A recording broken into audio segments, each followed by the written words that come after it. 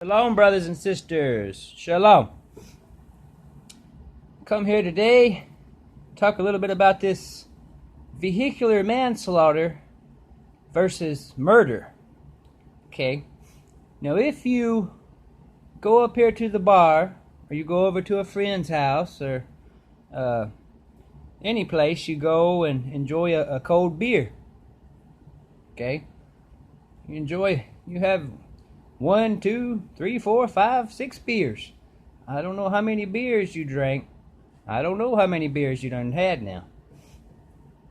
Now, if you after you drink those beers, you consume those beers, and you get in your vehicle, and you're driving down the street, highway, interstate, road, whatever road type of roadway you might happen to be driving down, but you're driving your car, you have a alcoholic buzz going on, or you could have just had simply one 12-ounce beer or something, or you could have drank a 6-pack. I don't know, but nonetheless, regardless of how many beers you done had, and you're driving behind that wheel, and if you have a wreck and kill somebody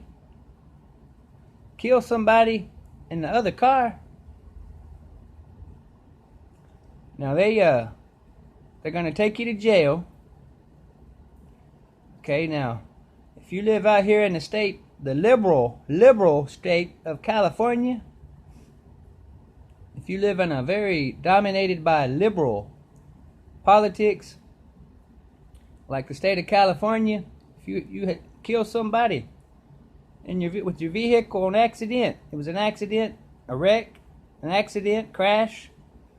Now they're going to take you up here to the police department, and you're going to have to talk to some detectives. Now the detectives out here in California, they will try to interrogate you, and they want you to sign this contract. They have printed out on a piece of paper here a contract that states that you're aware that you have committed murder. And they want you to sign this contract stating your declaration, your signature there. They want your John Hancock on this document, that you realize that you have committed murder. Okay, now if these detectives in your liberal state of California want you to sign this document, don't sign it. Refuse to sign it and get you a lawyer right away. Because now what they're doing there is they're going to take that contract that you signed, and they're going to take that and use that as evidence in a court of law. Over here in California, they do that to folks.